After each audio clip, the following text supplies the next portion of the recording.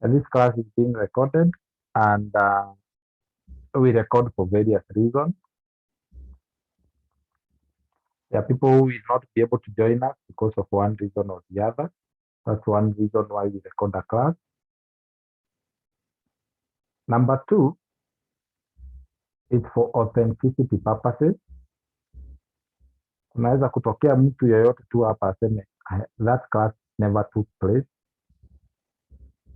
So this is for authenticity purposes to show that a class took place and it was taught. Again, the reason as why we record this class is to keep the record, and to make it accessible to anybody who is our student. Remember, these recordings are usually put in the portal. If you're joining us for the first time, you don't know where to start, you don't know how things are happening, you are totally green. You're totally green. Or is it gray? Green.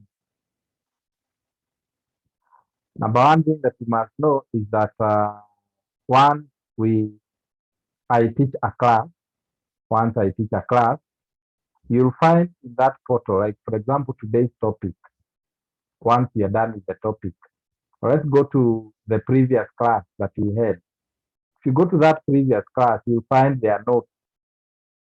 There is a class link, the one that was joined to, that was used or that was created for students to join a class. Number two, the second thing that follows is what we call the note. There is the note, the class link, the note, and then there is the previous recording. If you click on that recording, it takes you to YouTube. You can write that page so that if there is a recording that has been uploaded on YouTube, you'll be the first person to know that there is a recording has been put so that you can listen to it. Again, we do recording for people maybe you'd want to clarify on some issue, maybe there is a topic you didn't understand, maybe an explanation that was made, but you are not able to tell what it is about. We do the recording for that purpose. So again, that is it. So whenever you join a class, because you are year one, semester one certificate, ensure where you are seated is a place where there is internet, strong internet. Because if you have very weak internet, or you have just borrowed some bundles, or somebody has some bars and you some bundles, those bundles might not be enough for the whole class. So ensure that you're seated where there is enough internet and strong internet. You're not seated next to a club iko hapa, bar iko hapa, unaibia mwenye club internet wifi. No, that one is not right, because you know what happens in the club. There are a lot of noise and all kinds of things. Again, ensure that you have a pen and a pencil. Ensure that you have a pen and a book, even pencil, to underline what needs to be underlined. So take short notes, because these short notes help you understand the class, and also they help you ask questions, and also they help you not to sleep throughout the class. Remember, it is an afternoon. Huh? It's an afternoon. Some of us tumetoka kula saa hii. Huh? So it's good to keep your body active. Write down some notes concerning today's class, and so on and so forth. Apart from that, I think I've answered the questions for those people who have joined us for the first time. There is a recording from topic 1 to the last topic, which is topic 4 today. The recording for today's class has not yet been put because it is going on. Once the class is done, I'll upload the recording on the YouTube, and then I'll share the link with you on the portal. Remember, there are also activities that have been put there. Make sure that you do those activities, because all those activities boil down to your final mark. That's why you'll be very shocked if you are not doing those activities. How come I got a 40? How come I failed? Because you are not serious with those activities. Remember, everybody that does that activity, the system records, it records, and we mark those activities and we give you the grading for those activities. Apart from that, there is an assignment one that was given last week. I told you it will take 1 week. Now it is remaining approximately 3 hours for that assignment to close down. So if you're here and you know you did not do that assignment, make a point of doing that assignment, because I'm going to finish my class early to give you time to do that assignment.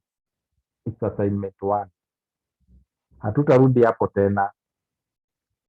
Tukishamalizana na hiyo tunasonga mbele, haturudi nyuma, and that is it. I want us to start our class unless there is a question, but let me get questions towards the end of the lesson so that at least when you're asking questions, I've already done my part. I've already taught. So if you have a question, you ask me towards the end of the class or towards the end of the lesson. I will share my screen so that you can see what I'm looking at, so that you can see where we are learning from. I hope that one can be seen. Tuulize mwanafunzi mmoja hapa kama anaweza kutuona.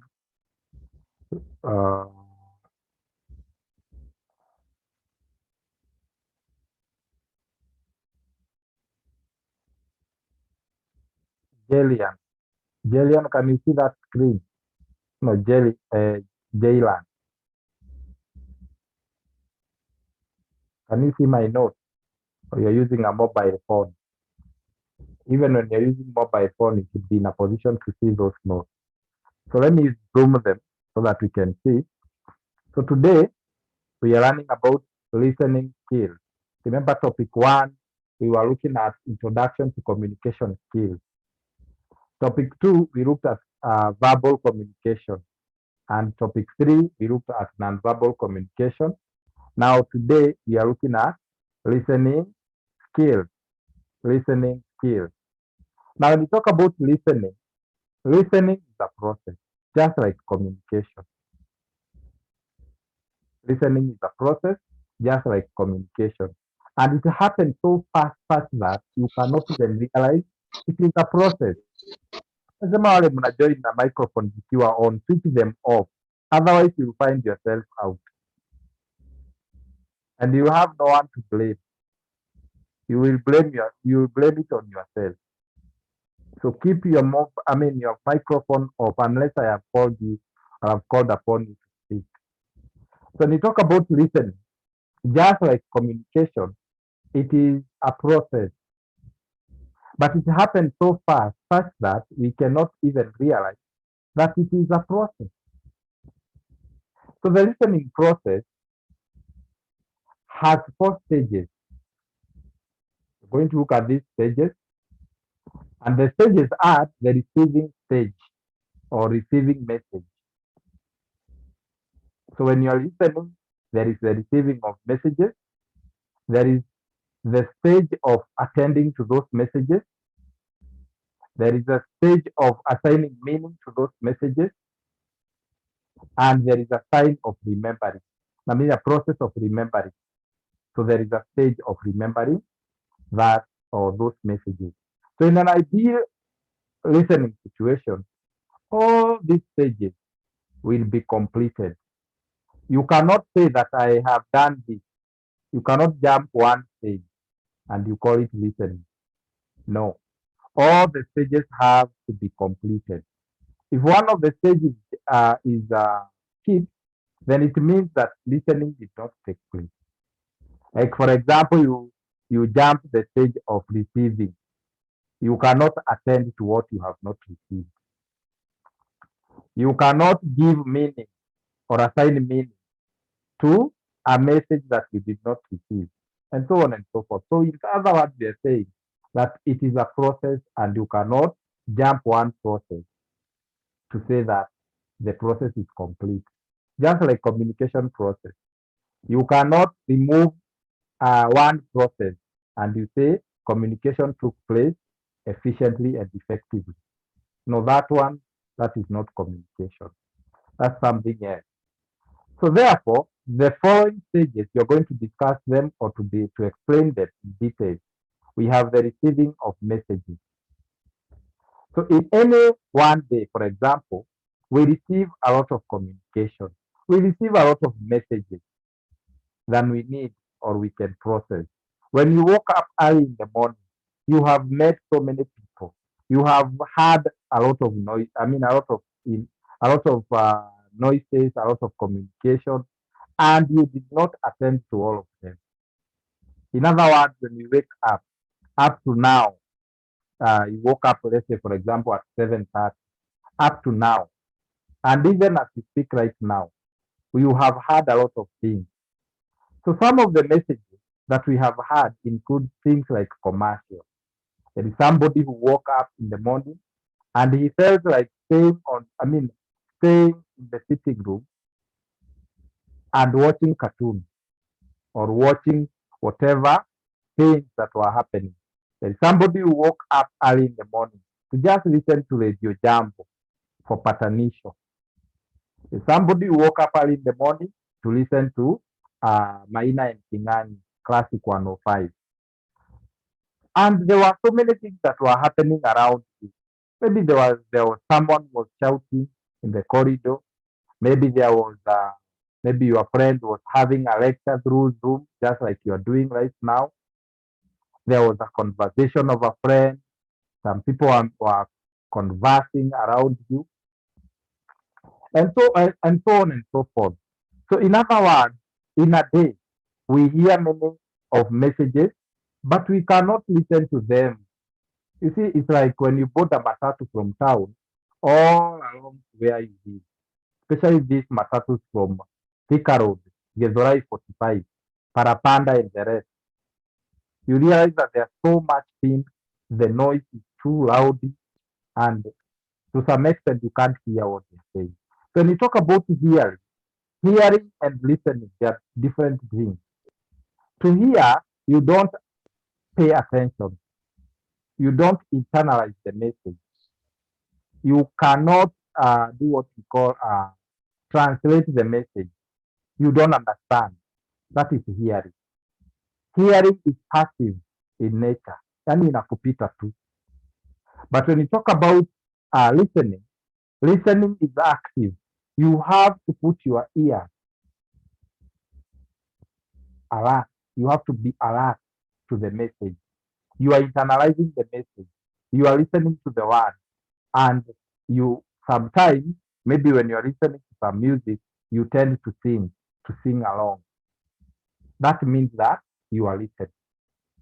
Like, for example, in this class, there are those people who are hearing and there are those people who are listening.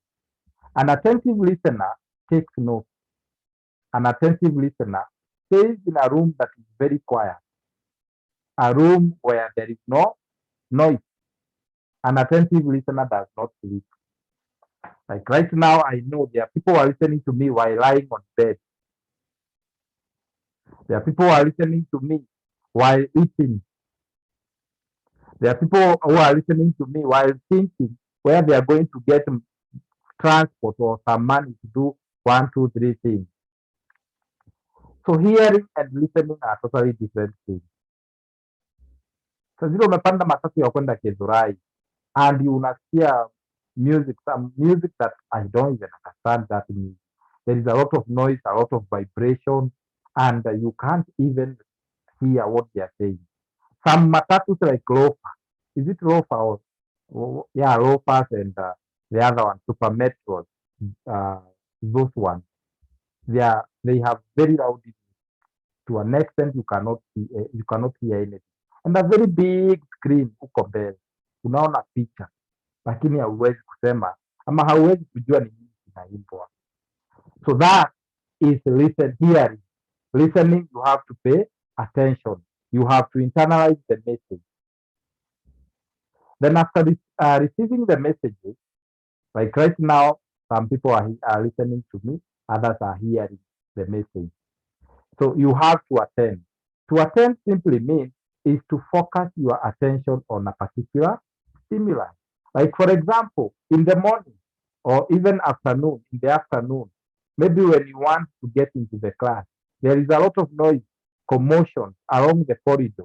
People are maybe talking loudly. And there is a neighbor's door. There is some music that very nice music that is playing from your neighbor from your neighbor's room or something of the sort. But you are paying attention to that song. You cannot listen to any other noise that is happening, but you may pay attention to that particular music. Now that is what is called attention, attending. You are attending to that music. Or maybe there is a lot of noise that is happening around you, but you are paying attention to this class. That means you are attending to the class. You are attending the class or you are attending to the class. So therefore, we focus or we pay attention to the stimulus that you want or that you feel like attending.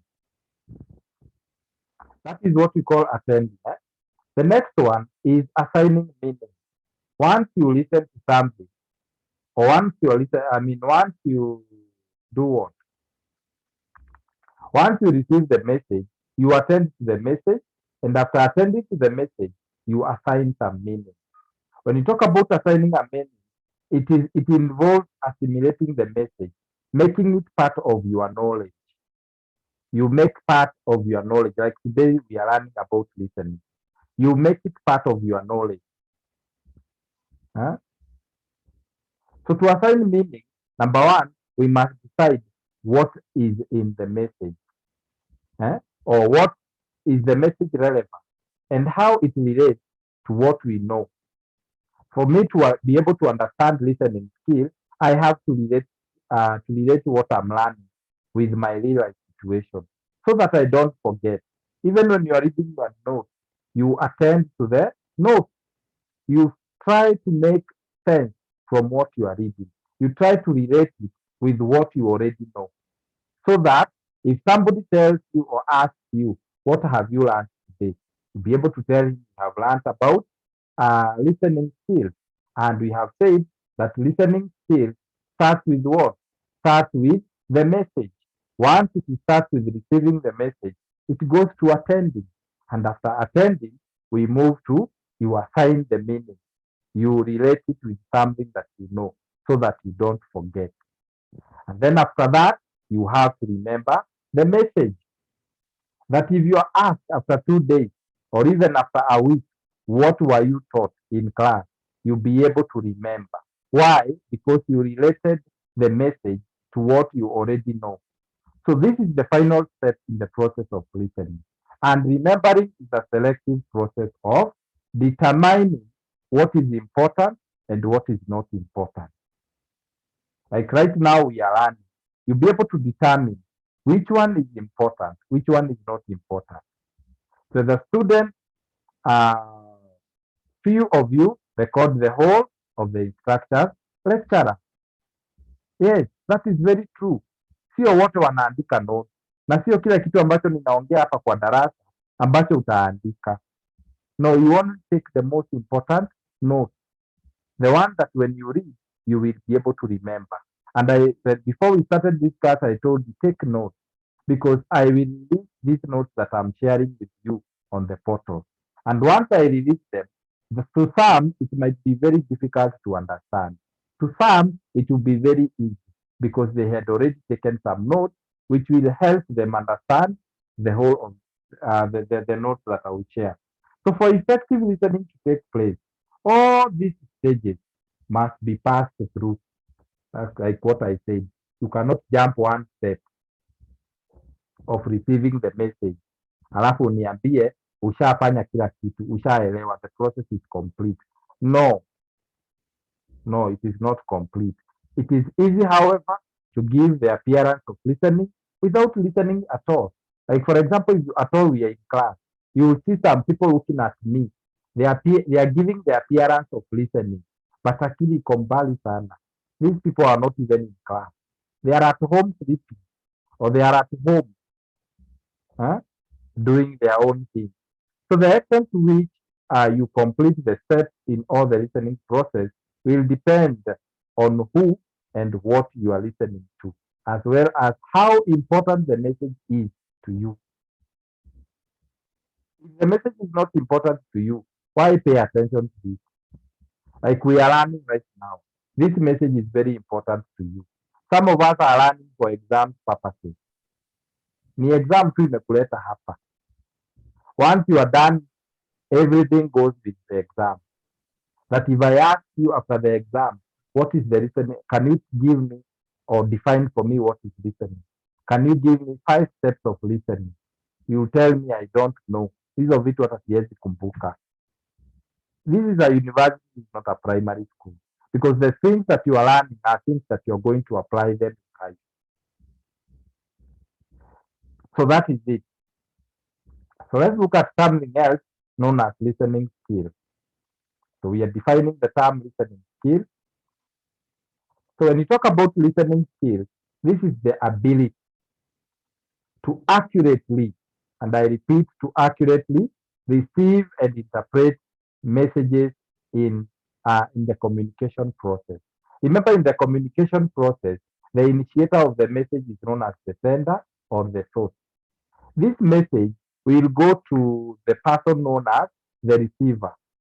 The receiver, once he receives the message, he will read the message, internalize the message, then respond to the sender.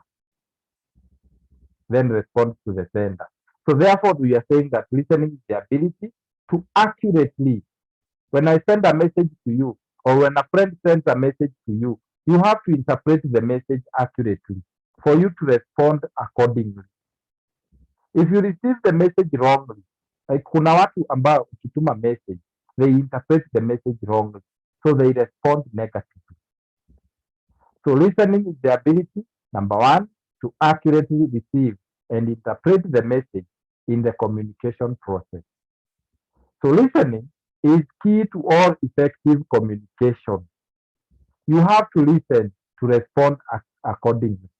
If you don't listen, you're going to respond in a very wrong way. Like I remember there was a time we were in a meeting. It was a Zoom meeting, just like this one. But this one is a class.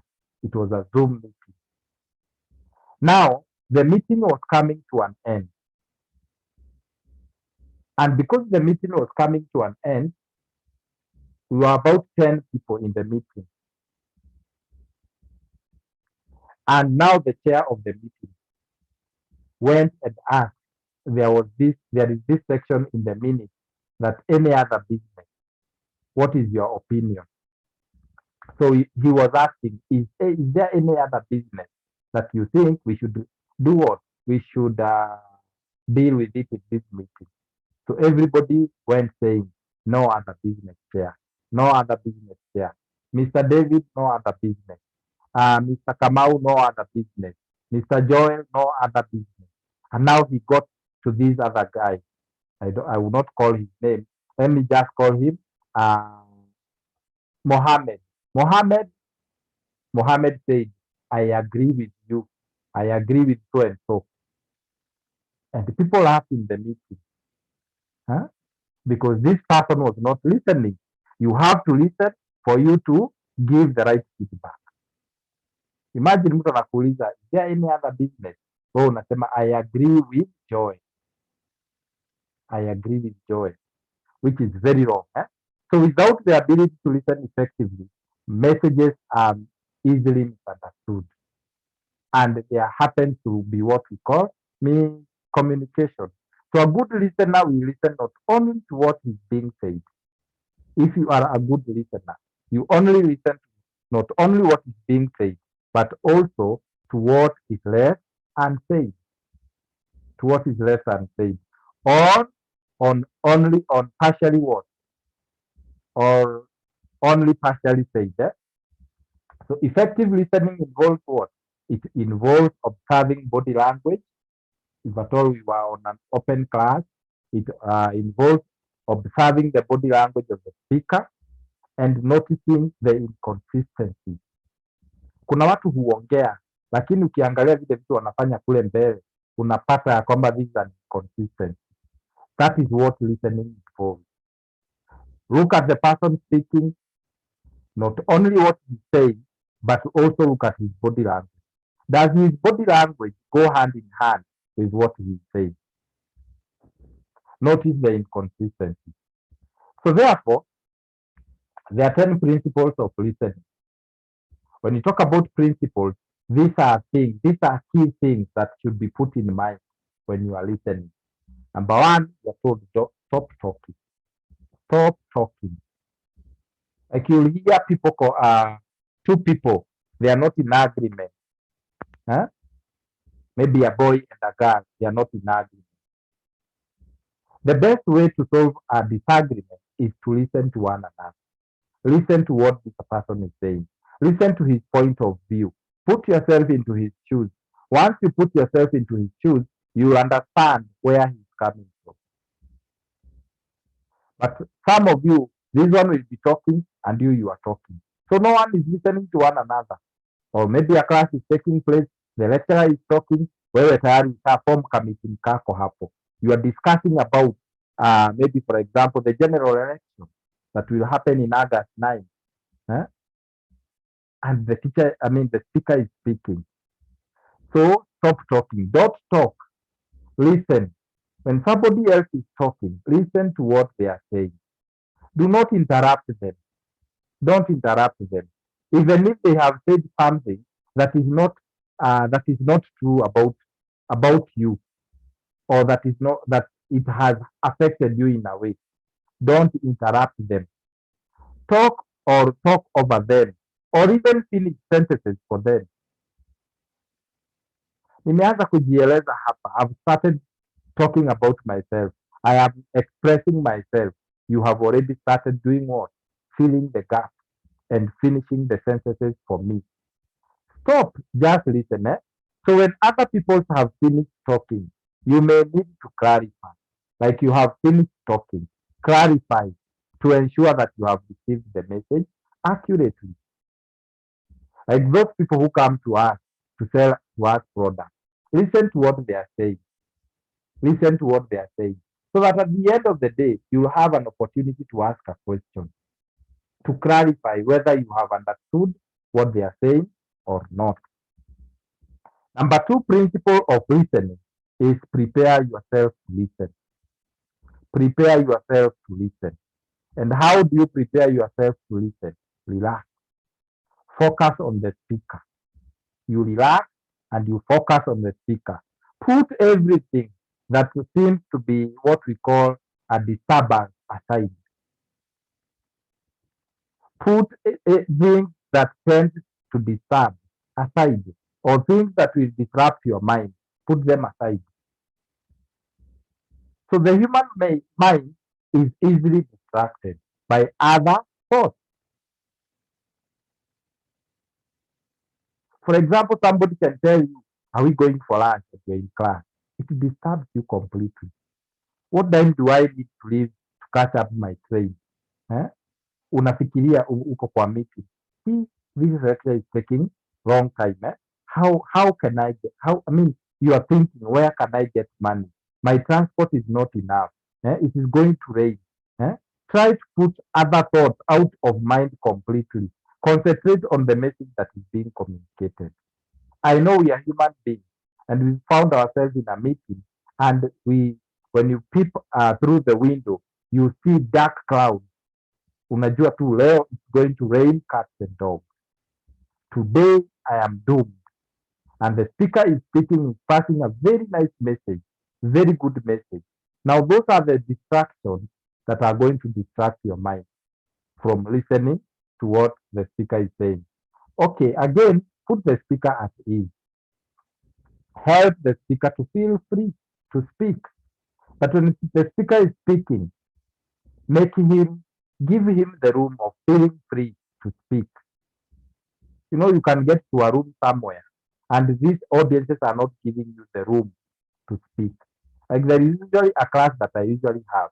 And in this particular class, it has got all the noisemakers. I think all the noisemakers were collected and put in that particular class. When I'm speaking, they are interrupting. When I am asking a question, they will never answer. Eh? It's a very active class, but in a negative way, to help the speaker to feel at ease. So whenever I join this class, I don't feel at ease.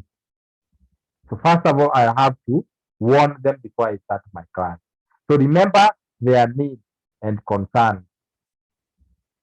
Nod or use other gestures or words to encourage them. If the speaker is speaking, nod your head to show that you are listening. Clap your hands if you have to encourage them to continue speaking. Maintain the eye contact. There are some instances when you get into a room to speak to some people, you will find that they are not maintaining the eye contact, they are not concentrating, they are not looking at you, they are facing down, they are doing other things, they are on their phone, they are chatting and so on and so forth. Those ones, they keep the speaker, they don't keep the speaker at ease completely. Remove distraction. When you're told to remove distraction, you are being told focus on what is being said. Don't doodle. Don't shuffle papers. Look out or look out at the window. Look out the window, or picking your fingernails, or maybe putting your fingernails in the mouth, and maybe wengine wako na vifuniko vya biro pen unaitafuna and so on and so forth. Avoid unnecessary interruption. These behaviors, they disrupt the listening process completely, and they usually send the message to the speaker that you are bored, we are distracted. Eh? Like this one reminds me when we were in primary school, it's lunchtime. The mathematics teacher is teaching us a very, very nice concept of mathematics. But you will hear people dropping spoons in class to tell the teacher it is lunchtime. Eh?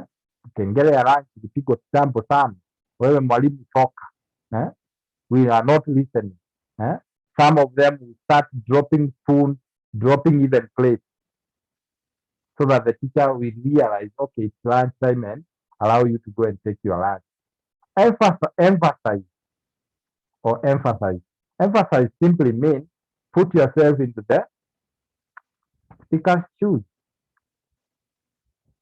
Try to understand the other person's point of view. I think this one we have said. Understand a person's point of view. Look at an issue from their own perspective. So let's go the preconceived idea. Put yourself into someone's shoes. By the way, if you're in a conflict with someone, the conflict arises when, for example, you are not putting yourself into someone's shoes. Understand the way they are understanding things. Look at issues from their own point of view. That way, you'll be able to listen. But if you don't, then there is no point of arguing or talking about it. Be patient. When you're listening, you're told be patient. Patience simply means wait for the speaker to speak and finish his sentence.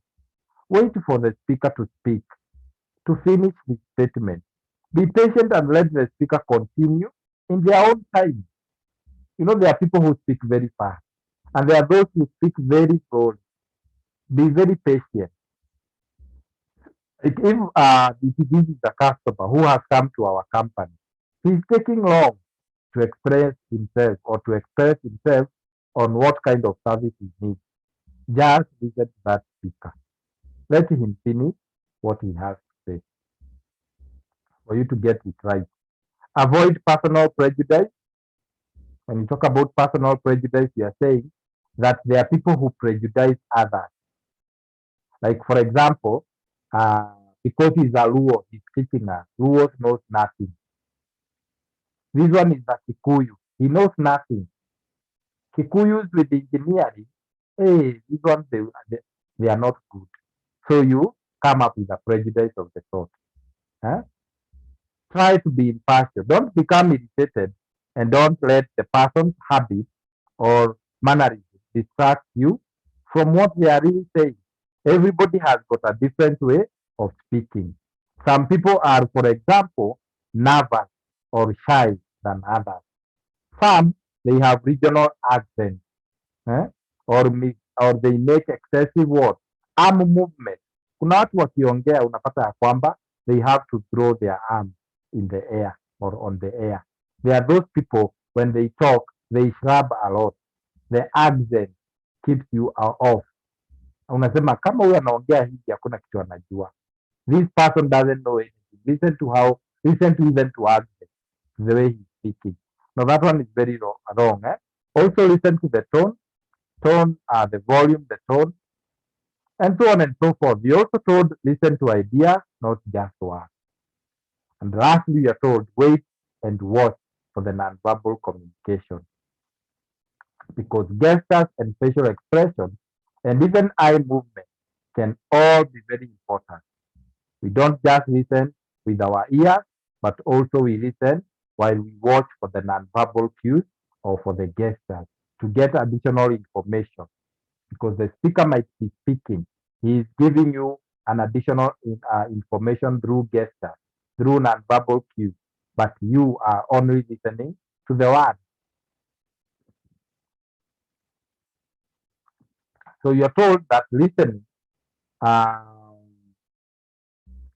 for information is a kind of listening you do most of your life. Listening for information. This is a kind of listening you do most of your life. So you listen to learn, you listen for facts, and you listen for ideas. You might also want to know the facts behind a news story or a news story. You might need even direction to a new place. So the list is endless.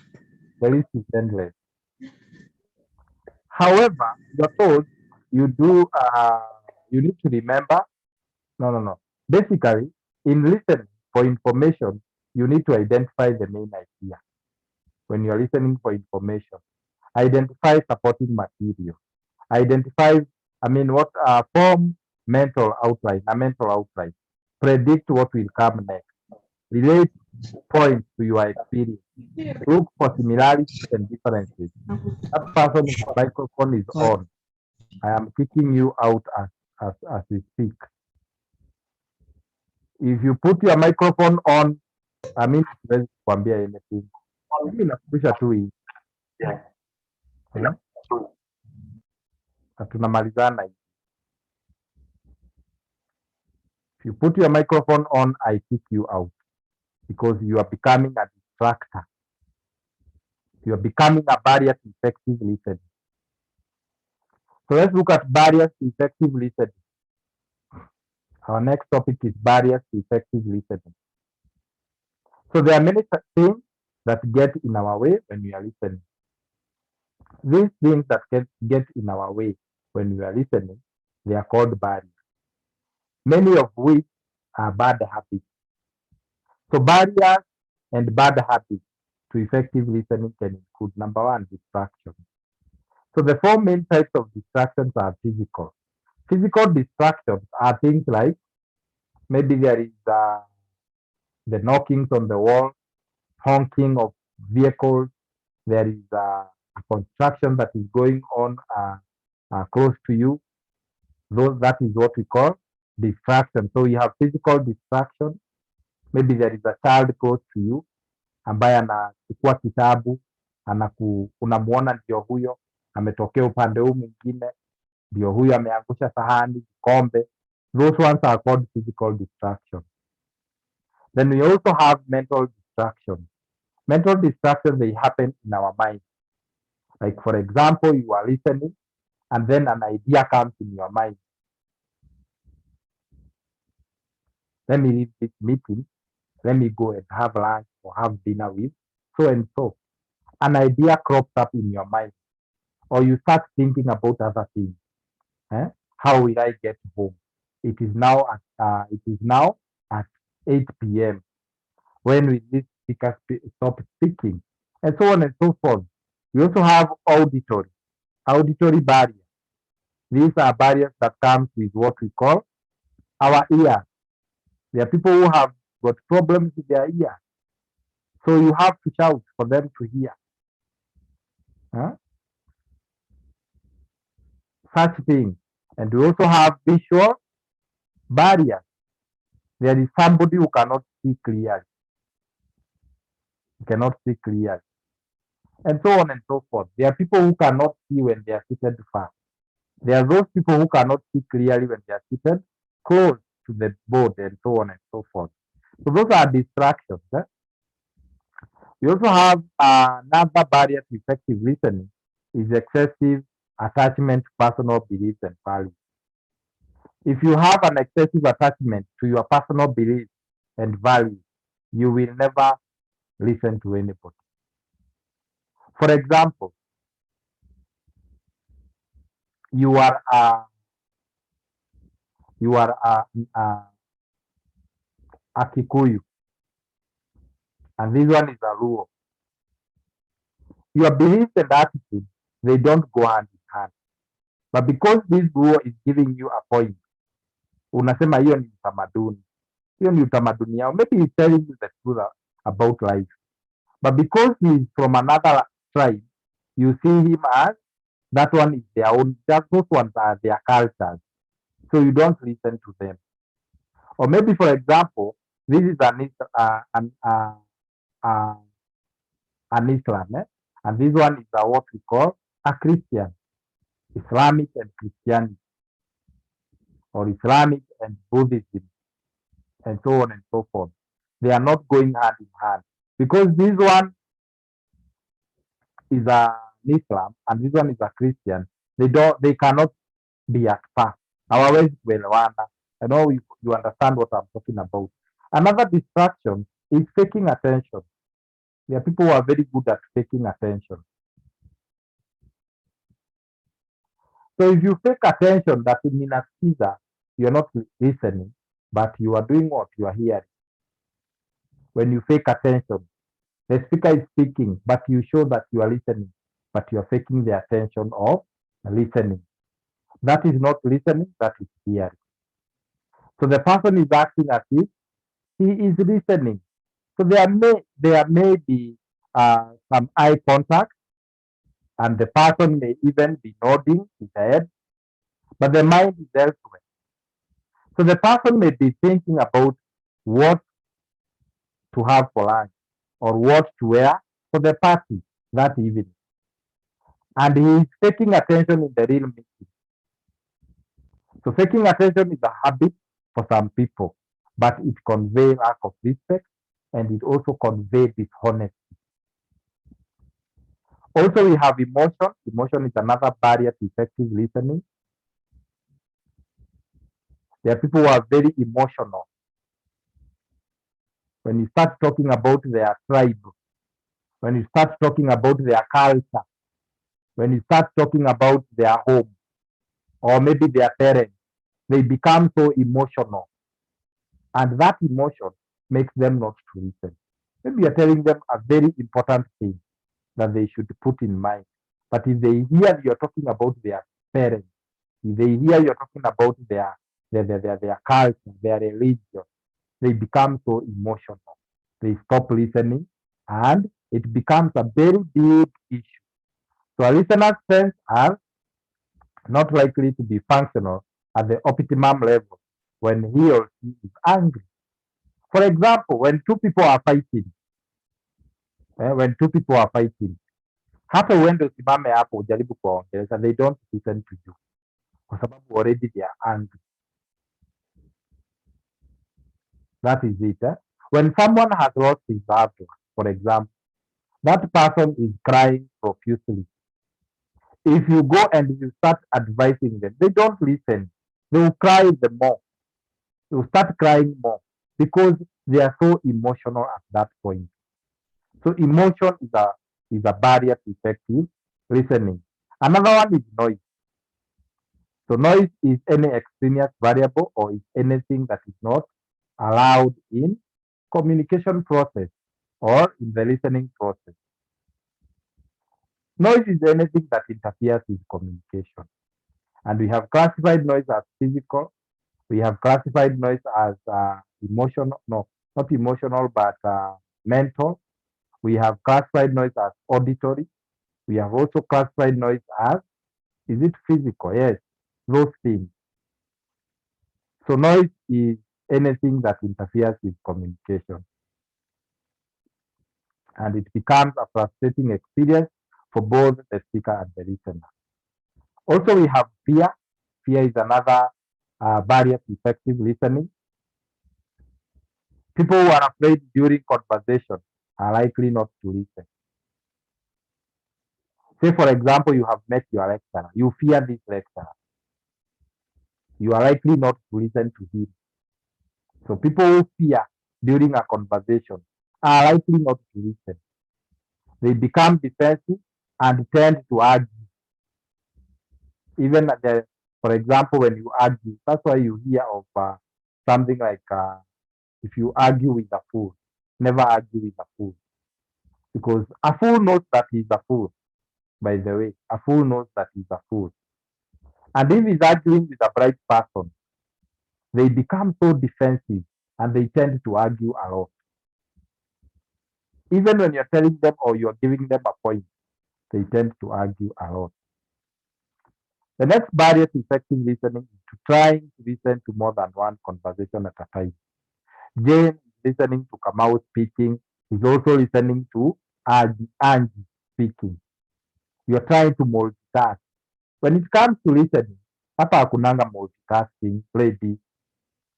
You cannot multitask when it comes to listening because listening is what we call active. If you are listening to one person.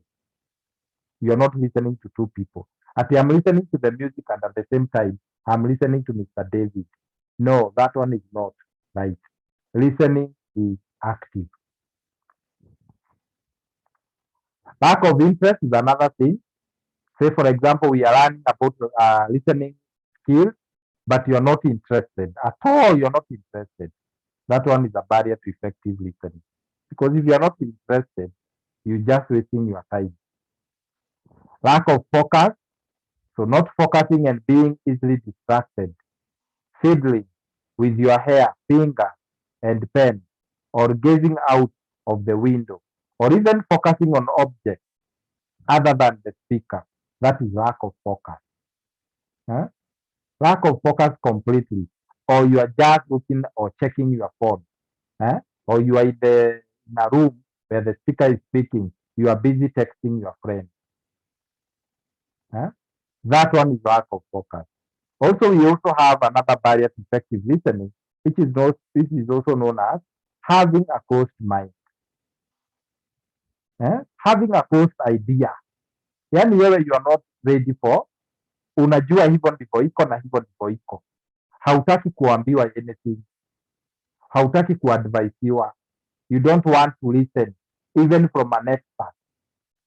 Since you are told this thing happens like this when you are a child, you don't have any new idea concerning the same. So we all have ideas and values that we believe to be correct. And it can be difficult to listen to views of others that contradict our own opinion. For example, there was a time we had an argument with someone, and the argument was like this. This person told me cats and dogs, they live peacefully. They don't fight. I told this person, cats and dogs do fight. Especially, they do fight. To some extent, dogs, they kill cats. He argued and said, no, I have never seen cats and dogs fighting. And that's what I know. There is no way you can convince me that cats and dogs do fight. I told him that is your closed mind, but you need to do a lot of research on the same.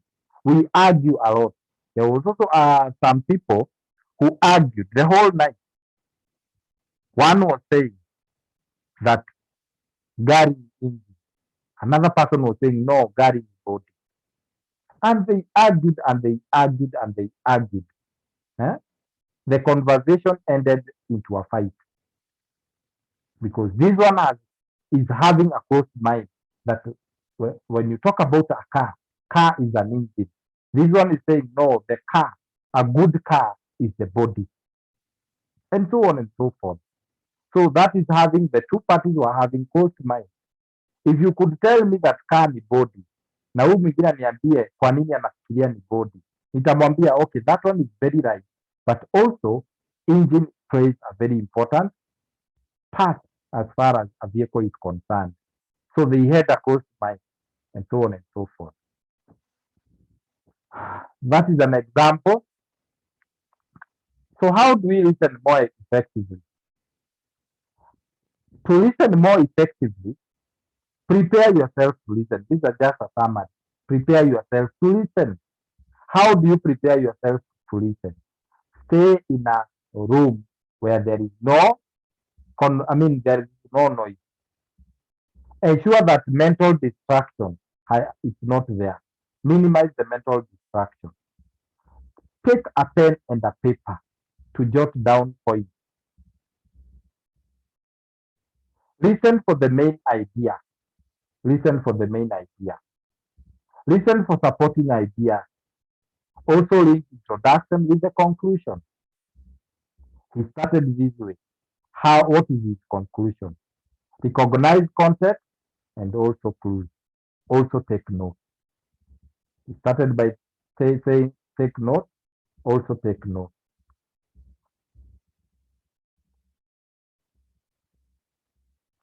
And that marks the end of today's lesson. I told you that I'm not going to take much time, specifically for the purposes of those who have not done part 1. Nione kama wameongezeka. Kuna watu wanafanya assignment tukiwa tunasoma. Watu wanafanya assignment tukiwa tunasoma. Let me see whether, yeah, there are people who are doing assignment as we are in class. Otieno Ochieng, what is it? You are raising your hand.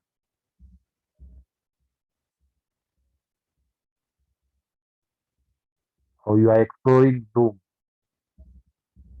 Any question up to that point? Any question?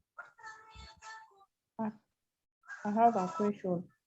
Yes, Kaemba. I have a question on effective communication. Does stress lead to effective communication?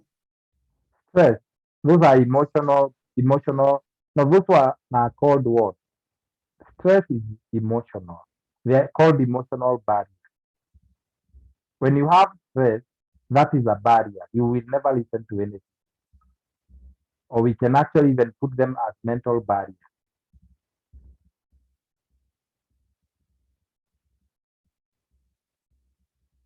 Any question? My friend, you are saying I believe you. I said that I'm putting the notes on the portal. My friend, that's a haraka. This is my class and this is my time. I don't just do that. So therefore, let's move to something else. We usually start with our attendance register. There are people who have not joined the Zoom what? Not Zoom, but WhatsApp group. Is this lady there? Is it I keep on forgetting her name. The admin.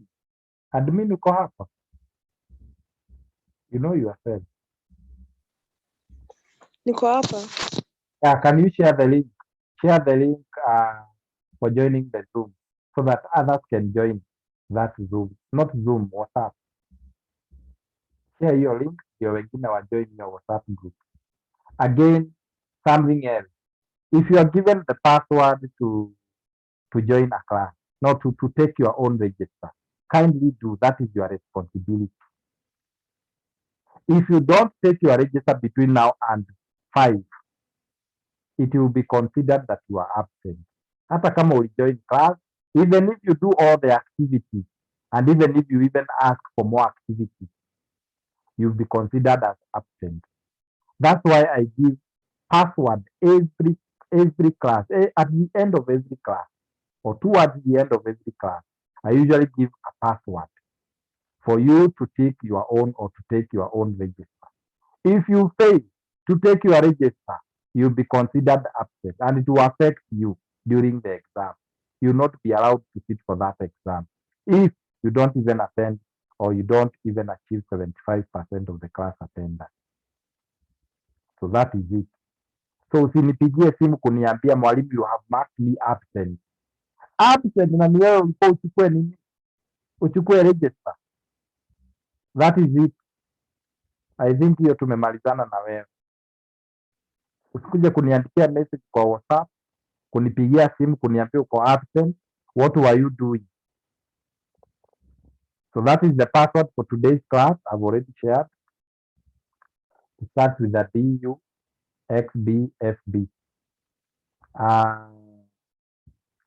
The link, Pardon? it is there. I will not read it. It is there. So usiniambie pardon hapa. Where? I have Where? shared on the chat. Kwa chat nimeshare hiyo nini namba, hiyo password. Usiniambie nikusomee. Kisoma tashinda hapa tukisoma. So somebody can share it on WhatsApp. No, yeah, on WhatsApp. Mtu tafadhali ashare hiyo password kwa WhatsApp. So it is your responsibility. Mwalimu, I have a question. Yes. I was asking, this barrier of effective listening, there's a point that says trying to be more than one conversation at a time. So like that is to be proactive. To listen to in more the than listening. to listen to more than one conversation. Yeah, you're trying to be a proactive person. So No, that one. Mama, No. Listening, when you're talking about listening, you have Yeah. to be focused on one Yes. main. Any other thing that is distracting you, or any other thing that is happening to you and you're paying attention to it. When you're listening, you don't divide your attention. You focus your attention on one stimuli. Dead and one chico. What is it? Sir, there's not the password on the chat that you have said you have sent. We nawe, kwa nini unasema hakuna na nimetuma? Hata naona mwingine ametuma pia tena. What is wrong? I can see the chat has it. Excuse, tunaulizia password, hakuna kwa Hatuko group, Which group? kwa WhatsApp group. See, I am saying somebody can share it. Nimesema mtu ashare kwa group, but it is on the chat. I can see. Ama nataka nikuonyeshe kwa the chat, nianze kushare screen. Huh? You want me to start sharing the screen? Yes. I will not do that. Be proactive. When a password is shared, be proactive. The password is there. I can see. Hapo kwa chat, hapo unaulizia password iko wapi. Scroll the chat. You will see I have shared the password.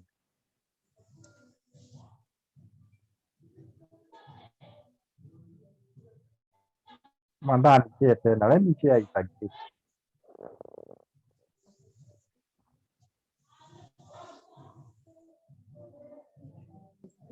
you guys, I think mnafai kuangalia group kwanza, mnasumbua mwalimu. Guys, kind to be attentive.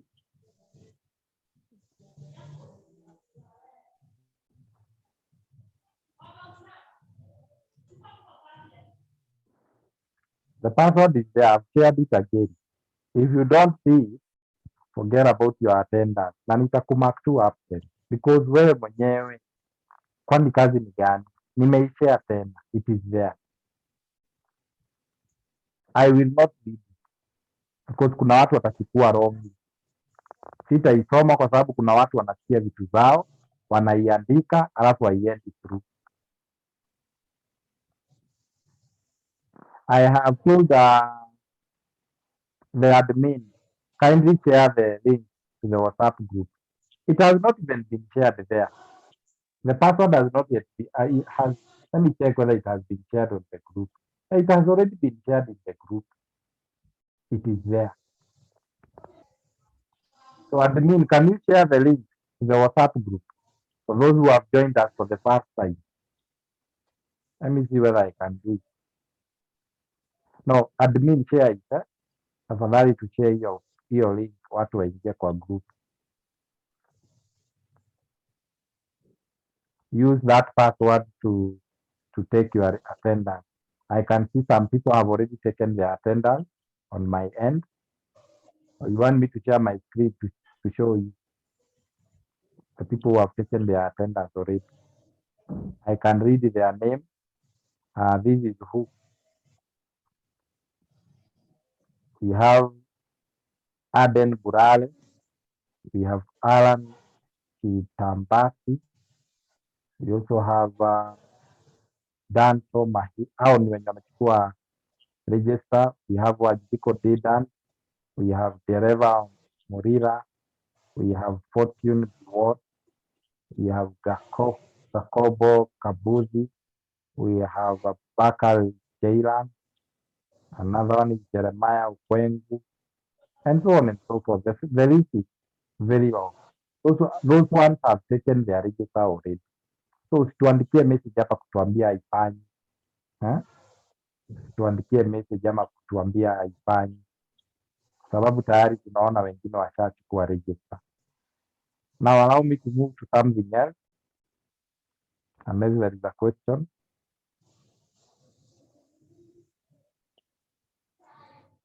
So stories za attendance tumemalizana nazo. Those who are doing an assignment, make sure it's only 1 hour remaining. Bakisha 1 hour, hiyo assignment ikifunge. Only 1 hour 42 minutes for the assignment 1 to close down. Assignment 1 to close down. You have 1 hour 42 minutes remaining. So topic notes have already been unleashed. Hizo notes za topic ya leo nimeshafungulia, you can download them. Number 2, there is also what we call reading activity. Read any other supplementary reading material outlining listening skills. And then there is a discussion there. The semester has just begun and you have a new roommate. The phone rings and your roommate answers. You can hear the caller. You can hear that the caller has a disturbing need. From what you can make out, someone may have died. Your roommate hangs up, goes over to his bed, and lies down. Applying what you have learned about active listening. What might you say and do? Explain in detail. So that you post that in the discussion forum provided. The discussion forum provided is already open, and then there is quiz 4. Quiz 4 is open for you. So unless you have a question, I will stop at that point. Unless kuna swali nitawachia hapo. The recording will be put between today and tomorrow morning. The recording for today's class will be put between now and tomorrow morning. If there is no question, let's go and do those activities.